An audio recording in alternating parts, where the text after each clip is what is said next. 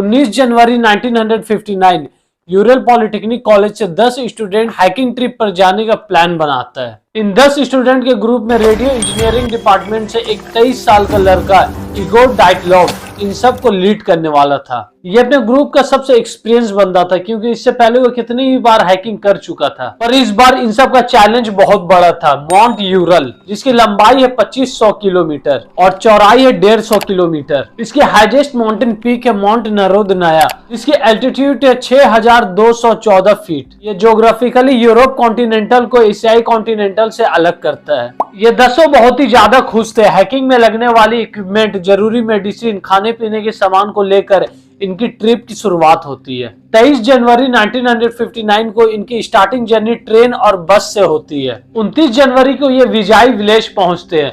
ये इनका आखिरी डेस्टिनेशन था वाई व्हीकल्स, क्योंकि इसके बाद से स्टार्ट होती है रसिया की माउंटेन रीजन। ट्रिप के स्टार्टिंग में उन 10 में से एक का तबीयत बिगड़ने के कारण वो वापस लौट जाता है और अब बचता है 9 लोगों का ग्रुप, जिसमें 7 लड़का और 2 लड़की होती है। स्टार्टिंग में इन सब के बीच में ये डिसाइड किया जाता है ये ट्रिप 3 हफ्ते में खत्म कर वापस लौट कर आना है। जब 25वें दिन इनकी कोई खबर नहीं आती है, तब जाकर इनके दोस्तों और परिवारों को चिंता होना शुरू होती है। गवर्नमेंट से रेस्क्यू टीम भेजने की अपील करता है। 20 फरवरी को जब रेस्क्यू टीम की हेलीकॉप्टर यूरल माउंटेन का चक्कर काटती है, तब उन्हें एक टेंट नजर आता है जिसका 1/3 पार्ट बर्फ से ढका हुआ था। इस कैंप को खोलात सियाकल नाम के माउंटेन पीक पर लगाया गया था। रेस्क्यू टीम जब टेंट के पास पहुंचती है, तब वहां उन्हें कोई भी ट्रैकर्स नहीं मिलता है। टेंट के पास उनके खाने पीने का सामान, वोडका की बोतल और एक डायरी, जिसमें उनके पिछले दिनों की एक्टिविटी को रिकॉर्ड किया गया था, और एक कट मिलता है जो टेंट के अंदर लगा हुआ था, जैसे कि कोई टेंट के इस हिस्से को अंदर से चाकू से काट कर बाहर निकला हो।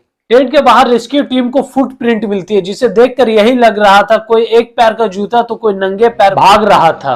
आप इमेजिन करके देखिए दोस्तों, -45 डिग्री में बर्फ के ऊपर बिना जूते के चलना पॉसिबल है, पर ऐसी एक्टिविटीज वो हैकर्स क्यों करेंगे, ये जानते हुए भी ये जानलेवा हो सकता है। रेस्क्यू टीम फुटप्रिंट के साथ चलते हुए एक पेड़ के पास पहुंचती है।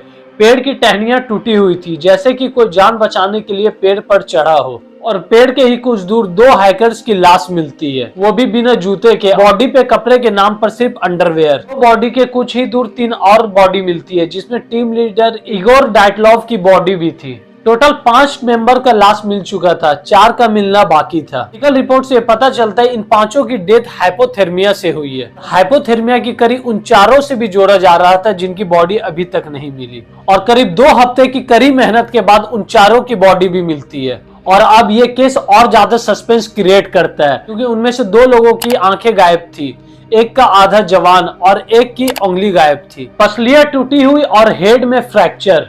मेडिकल रिपोर्ट से पता चलता है इन्हें एक बहुत तेज झटका लगी थी, जैसे एक तेज रफ्तार वाली कार का किसी से टकरा जाना। और भी कुछ अजीब चीजें थी इन बॉडी के साथ, जैसे कि एक लड़की के पैरों में दूसरी टीम मेंबर की जैकेट को बंधा पाना, एक का ट्राउजर जला हुआ था तो किसी के बॉडी पे खरोचा हुआ निशान था, और बॉडी पे रेडिएशन का मिलना। टीम मेंबर की डायरी 24 फरवरी के शाम तक का ही रिकॉर्ड बता रहा था। उस रात से अगले दिन तक क्या हुआ ये पता लगा पाना बहुत ही मुश्किल था। आखिर ये लोग क्यों भागे, ऐसा क्या हुआ टेंट के अंदर से कट लगाकर इन्हें भागना पड़ा बिना जूते के। ये इंसिडेंट इतना ज्यादा सेंसेशन बन गया, लोगों ने इसे नाम दिया डेटलॉव पास इंसिडेंट। इन इंसिडेंट के बाद एक्सपर्ट्स की अलग अलग थ्योरी सामने आई, जैसे कि हैकर्स की ये हालत वहाँ के मानसी ट्राइब्स ने किया। मानसी ट्राइब्स यूरल माउंटेन पर दुनिया से अलग थलग रहता है। इन ट्राइब्स को जरा भी मतलब नहीं होता दुनिया में क्या चल रहा है। इनका कल्चर, इनका खाना पीना सबसे अलग है। दूसरी थ्योरी आती है बिग फूट, जो पूरी तरह इमेजिनेशन पर बेस्ड है। इस थ्योरी में ये मेंशन किया गया एक बहुत ही विशाल जानवर जो माउंटेन पर रहता है, वो इन लोगों की मौत का कारण बना, पर इस थ्योरी को तुरंत ही डिनाइट कर दिया गया। तीसरी सबसे बकवास थ्योरी दी गई एलियन, जैसे कि इन 9 लोगों की मौत की सुपारी एलियन को दी गई हो कि आओ भाई तुम दूसरी दुनिया से इन्हें मारकर चले जाओ। 28 जनवरी 2021 साइंस जर्नल नेचर में एक आर्टिकल आती है, जिसे यूहान गोमे और अलेक्जेंड्रा होमेक्स ने लिखा था। यूहान स्विट्जरलैंड स्नो और एविलेंच लेबोरेटरी के हेड है। अलेक्जेंडर स्विट्जरलैंड में ही जियो टेक्निकल इंस्टीट्यूट के प्रोफेसर है। दोनों के अकॉर्डिंग एक्सीडेंट ऐसे हुआ, 24 फरवरी की शाम हैकर्स की टीम डेड माउंटेन पर पहुंचती है। पहाड़ की स्लोप पर उन्होंने अपना टेंट लगाया। रात के समय में जब सब सो रहे थे, पहाड़ के ऊपरी हिस्से से एक एविलेंच गिरता हुआ उनके टेंट के पास आता है। टेंट के जिस साइड बर्फ आकर जमा हुआ, टेंट के अंदर सो रहे उस साइड के स्टूडेंट जख्मी हो गए।